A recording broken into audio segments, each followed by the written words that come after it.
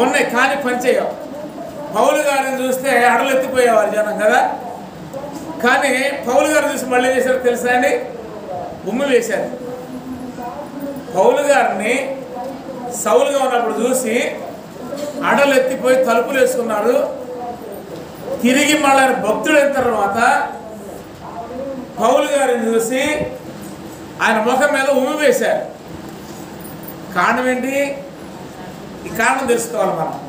ఏంటి కారణం ఏంటి చెప్పండి ఒకసారి. ఏం ఉపయోగించలేదు ఈయన? బలాన్ని కదండి, ఇక వాక్యం చెప్పుకోవాలి మనం. ప్రాచీన స్వభావాన్ని ఉపయోగించాలి, వ్యర్థమయ్యే స్థితిని ఉపయోగించాలి. ఏంటి మరి మనం డౌట్ ఏంటి చెప్పండి. ఎవరైనా మాట్లాడుకున్నా 100 ఏళ్ళు వ్యర్థమైన బాగా చేసేదానికంటే 4 ఏళ్ళు చక్కగా అర్థంతో బాగా చేసుకోవడం మంచిది. సమయం వ్యర్థమైన పర్వాలేదు.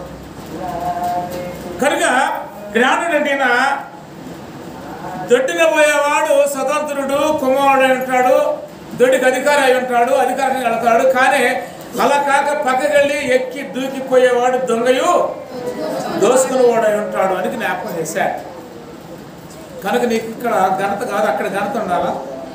నీ ఆత్మ పయనించినప్పుడు యథావిధిగా తండ్రిని చూసేటట్టుగా ఉండాలంటే ఇక్కడ మనం సహనంతో, సత్యముతో, యథార్థతతో, నీతి అనే నియమంలోనే కొనసాగాలి. కింద ద్వారమును ప్రవేశించేవాడు గొర్రెల కాపరి, అతనికి ద్వారపాలకుడు అనే పేరుంటది. ఎనికి జ్ఞాపకం చేసి యెషయా గ్రంథం చదువుకుంది. ఇప్పుడు కింద భాగం దేవుడైన యెహోవా అనుకొనుస్తున్నదేమనగా తాత్కాలిక నివాసము చేయుటకై పూర్వకాలమున నా జనులు ఐగుప్తుకు పోయిరి, మరియు అష్షూరు నిమిత్తముగా వారిని బాధపరిసెను.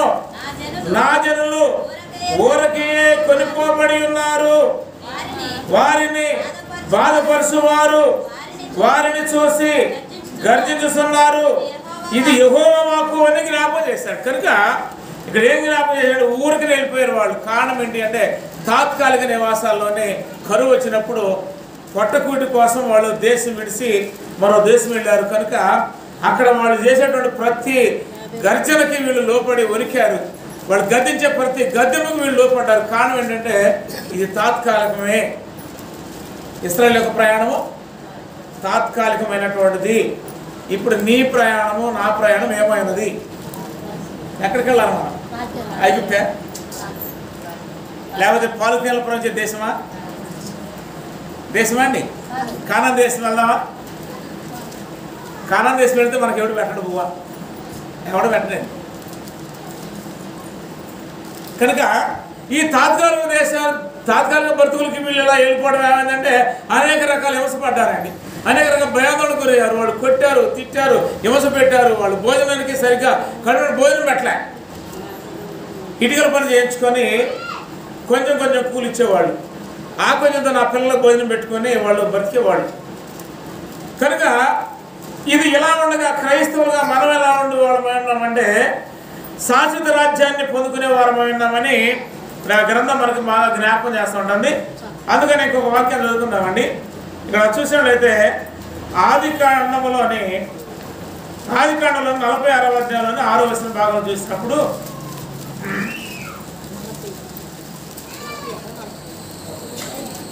ఒక్క నిమిషం. ఇక్కడ చూసినట్లయితే యెషయా గ్రంథం 45వ అధ్యాయంలోని 13వ వచనం చదువుకుందాం ఒకసారి. 45:13 వెనక యవనస్తులు చదవట్లేదండి. ఒక్క నిమిషం ఆగండి. వెనక యవనస్తులు తమ్ముడు చదవండి. కీర్తన 45 యెషయా గ్రంథం 45వ అధ్యాయంలో 13వ వచనం భాగంలో యెషయా గ్రంథం 45:13 వచనంలో ఆ నీతిని బట్టి ఇక్కడ ఏమన్నానంటే నీతిని బట్టి కోరేసును రేపితిని అతని మార్గములన్నీ సరళము చేసేదను అని జ్ఞాపకం చేశాడు. నీతిని బట్టి ఏం చేశాడట? హెచ్చించాడట.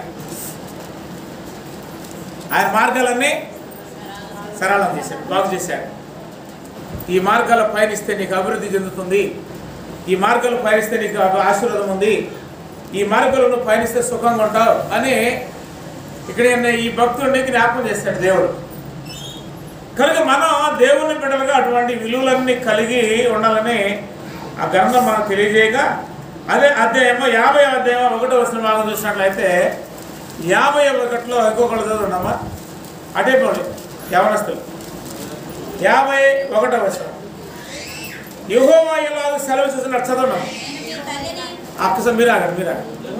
యెహోవా ఇలాగ సెలవు చూస్తున్నాడు, నేను మీ తల్లిని విడనాడిన పరిత్యాగ పత్రిక ఎక్కడున్నది అని జ్ఞాపకం చేశాడు. దీని ఉద్దేశం కొంచెం అర్థం అయిద్దో కాదు, అర్థమై ఉంటుంది కొంతమందికి. ఇక్కడ ఏమంటాడండి, చాలా గొప్పగా జ్ఞాపకం చేస్తుంటాడు దేవుడు. యెషయా ప్రవక్త చేత ఈ ప్రవచన వాక్యాన్ని మానవ స్థితిలో నుంచి ఈ వాక్యాన్ని తీసుకొచ్చాడు.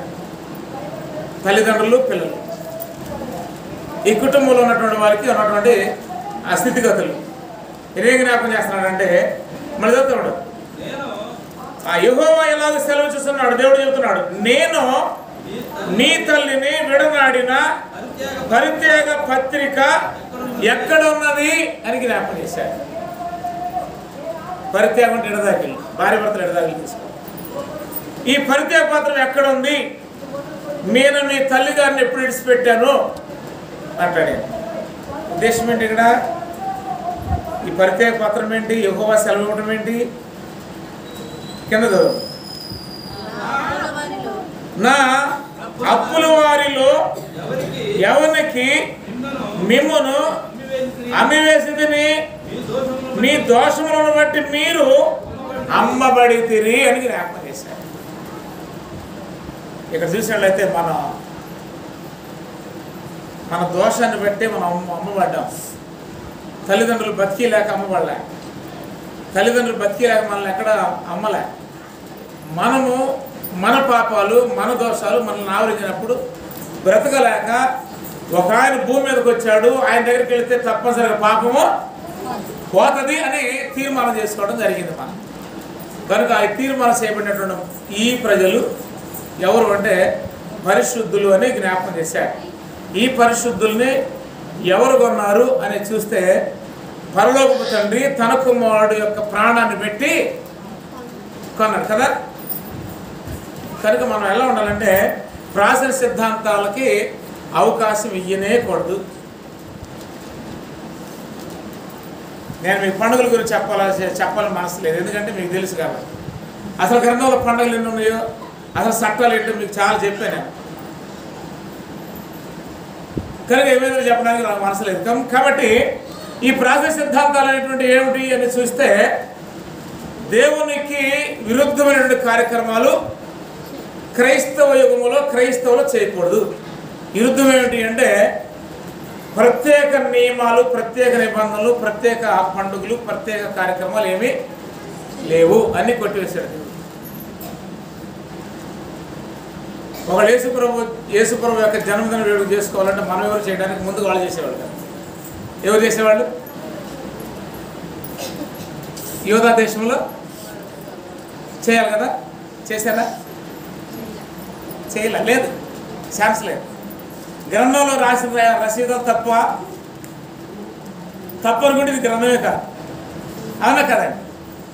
గ్రంథంలో లేని దానికి, మానవుడు సృష్టించిన దానిని అమలుపరచడానికి క్రైస్తవుడికి హక్కు లేదు. ఉందంటారా? ఈరోజు ఉల్లాసించాలి, ఈరోజు సంతోషించాలి. ఈరోజు సంతోషాన్ని దేవుడు చాలా బాగా చూస్తాడు. ఈరోజు సంతోషంలో నీకు ఆశీర్వదిస్తాడు దేవుడు. రేపు ఆయన కార్యక్రమాలు కాదు. కనుక మానవ జాతి దైవత్వంలోకి వెళ్ళాలంటే మానవ కల్పితాలతోనే దైవత్వంలోకి వెళ్ళకూడదు. వెళ్ళొచ్చంటారా? వెళ్ళొచ్చంటారా అండి? గంభీరంగా చెప్పచ్చు కదా. వెళ్ళొచ్చా? వెళ్ళకూడదు.